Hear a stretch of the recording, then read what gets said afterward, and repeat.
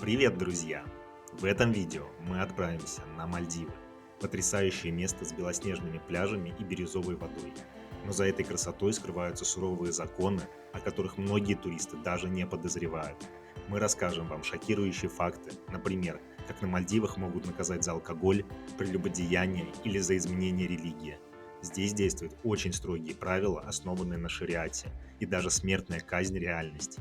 Как так получается, что этот райский уголок оказывается под пристальным вниманием за нарушение права человека? Оставайтесь с нами, и вы узнаете много неожиданного о жизни на этих прекрасных островах, которые далеко не всегда так беззаботны, как кажется. Мальдивы известны своим уникальным географическим положением. Это одна из самых низменных стран в мире.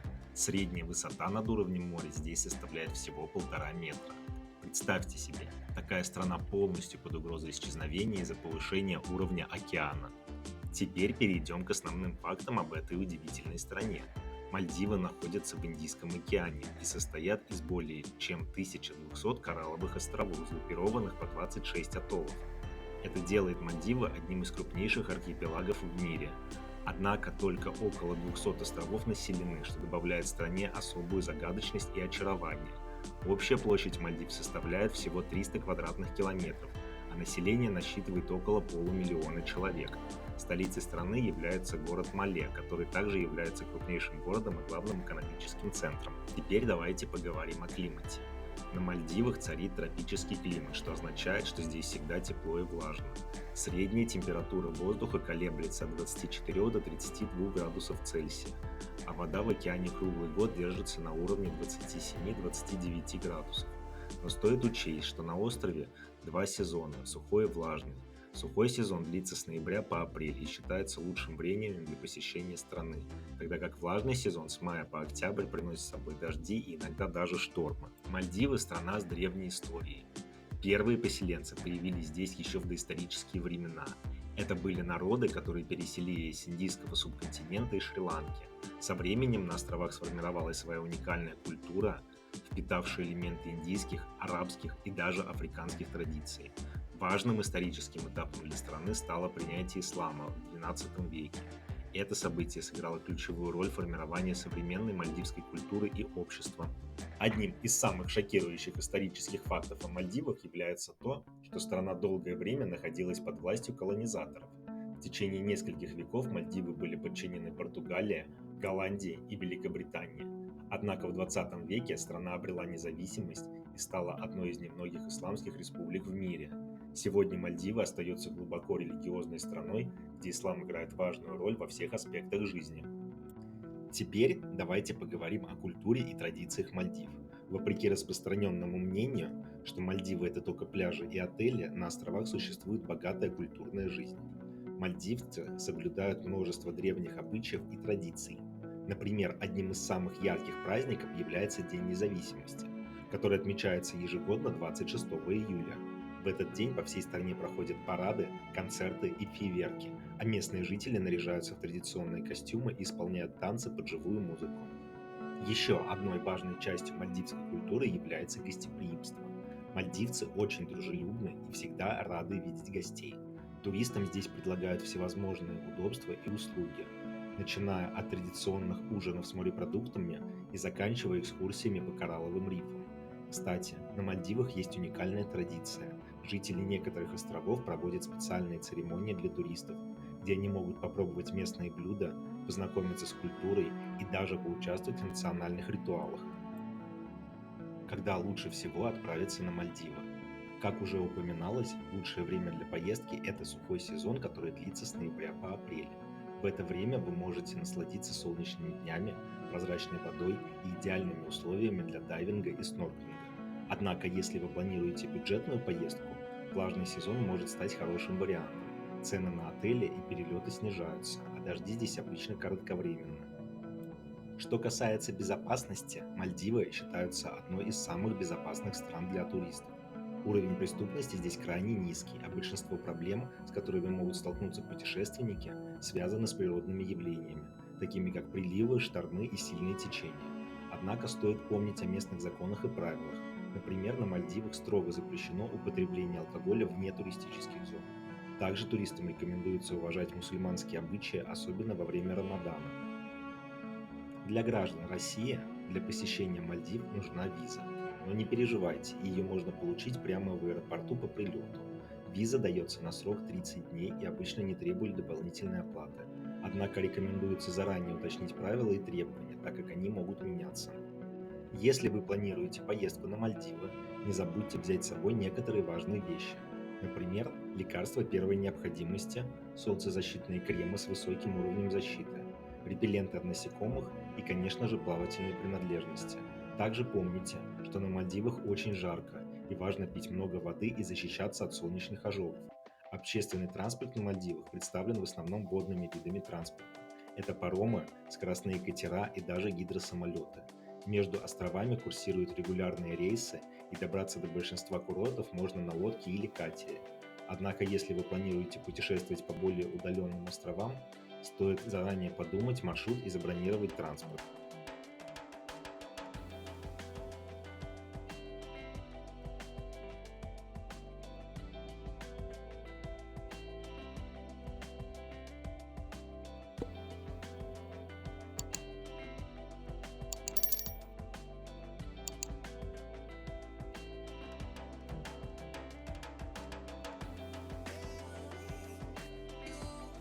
Мальдивы, официально известные как Мальдивская республика, являются исламским государством, где шариат, исламское право, играет ключевую роль в законодательной системе. Хотя многие туристы видят Мальдивы как идеальное место для отдыха, в стране действуют строгие законы, которые могут показаться суровыми или даже жестокими с точки зрения западных стандартов. Эти законы и их применение иногда вызывают международную критику и привлекают внимание правозащитных организаций.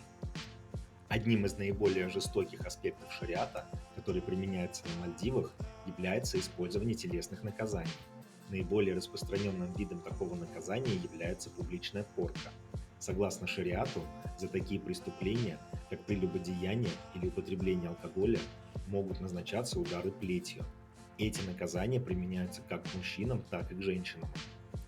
Особое внимание вызывает практика наказания женщин за внебрачные связи. В ряде случаев женщины, ставшие жертвами изнасилования, сами были обвинены в прелюбодеянии и подвергнуты наказанию. Правозащитники неоднократно выражали обеспокоенность по поводу несправедливости таких приговоров и отсутствия должного правосудия для жертв сексуального насилия. Хотя на Мальдивах официально сохраняется смертная казнь, с 1953 года не было зарегистрировано ни одного случая ее приведения в исполнение. Однако в 2014 году правительство страны приняло решение восстановить применение смертной казни для лиц, осужденных за предумышленное убийство, в том числе для несовершеннолетних. Это решение вызвало международное осуждение, особенно в свете того, что смертная казнь может применяться к лицам, совершившим преступление в возрасте до 18 лет. Смертная казнь на Мальдивах может быть осуществлена через повешение или расстрел. Судебные процессы, которые могут привести к смертному приговору, часто критикуются за недостаточную прозрачность и соблюдение прав обвиняемых. На Мальдивах действует строгий запрет на вероотступничество, апостасию и богохульство. Эти преступления считаются одними из самых тяжких и могут караться смертной казнью. Переход из ислама в любую другую религию или отказ от ислама может привести к серьезным последствиям, включая потерю гражданства, тюремное заключение и в теории смертную казнь. В реальности наказания за вероотступничество и богохульство часто сопровождаются общественным осуждением и преследованием, а также тюремными сроками. На Мальдивах права женщин значительно ограничены по сравнению с мужчинами.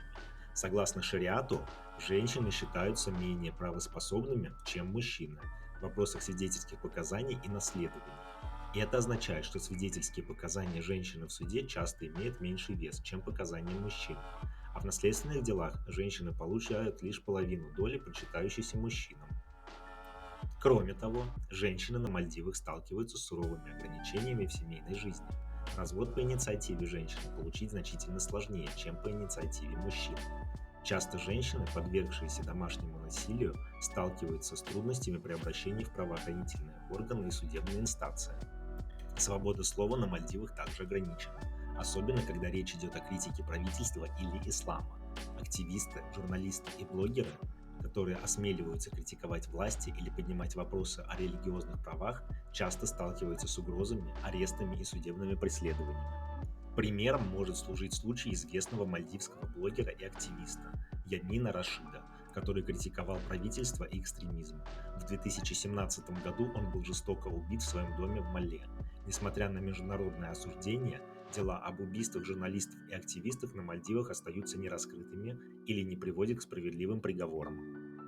Применение жестоких законов на Мальдивах привлекло внимание международных правозащитных организаций, таких как Amnesty International и Human Rights Watch.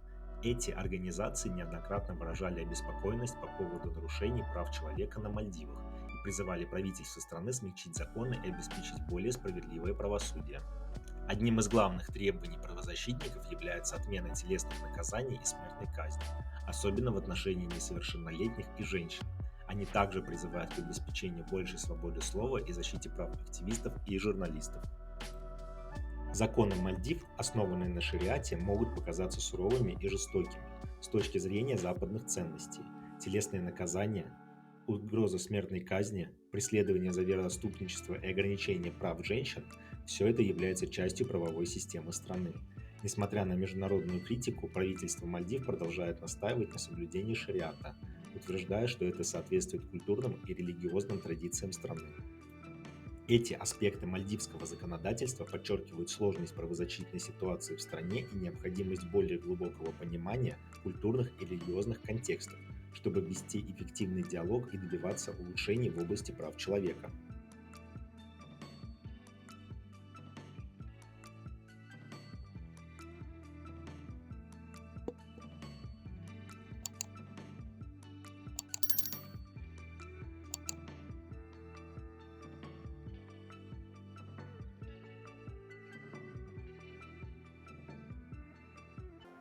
Теперь давайте поговорим о местной кухне.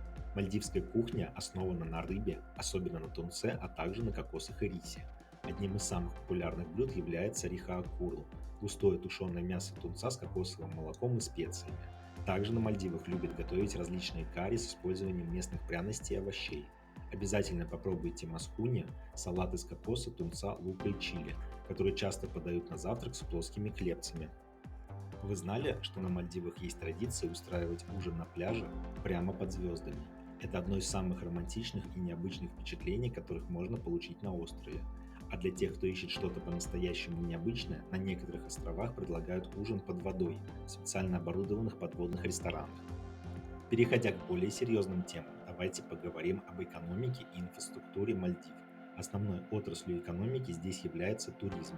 Именно туристы приносят основной доход стране, и поэтому на островах существует множество курортов самого разного уровня, от роскошных пятизвездочных отелей и до небольших гостевых домов. Однако экономика Мальдив также опирается на рыболовство. Тунец – это один из главных экспортных товаров страны. Интересно, что местные рыбаки до сих пор используют традиционные методы ловли, такие как использование ручных сетей и небольших лодок. В последние годы Мальдивы столкнулись с серьезными экологическими проблемами. Основной из них является угроза повышения уровня моря. Из-за изменения климата и таяния ледников океан медленно, но уверенно наступает на острова. И уже сейчас существует опасение, что через несколько десятилетий некоторые из них могут полностью уйти под воду. Мальдивы активно работают над мерами по сохранению окружающей среды, включая программу по восстановлению коралловых рифов и защиту морских экосистем. Одним из самых удивительных природных явлений на Мальдивах является светящийся песок.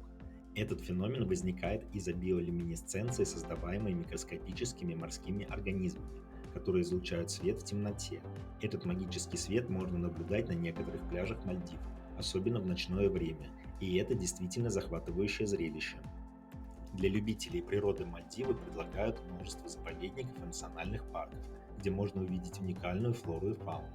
Например, атолл Баа, который является объектом всемирного наследия ЮНЕСКО, известен своими мангровыми лесами и коралловыми рифами, которые являются домом для множества редких видов рыб и морских обитателей. Если говорить о проблемах, с которыми сталкивается современное мальдивское общество, то одной из основных является перенаселение в столице городе Мале. На небольшом острове проживает более 130 тысяч человек, и это приводит к серьезным проблемам с жильем, транспортом и экологией. Страна также сталкивается с вызовами в области здравоохранения и образования, хотя правительство активно работает над их решением. Несмотря на все сложности, Мальдивы продолжают развиваться и идти вперед. В последние годы страна добилась значительных успехов в области науки и технологий. Например, здесь активно развиваются проекты по использованию солнечной энергии, что помогает стране сократить зависимость от импорта нефти и снизить выбросы углекислого газа. Также стоит отметить достижения Мальдив в области спорта.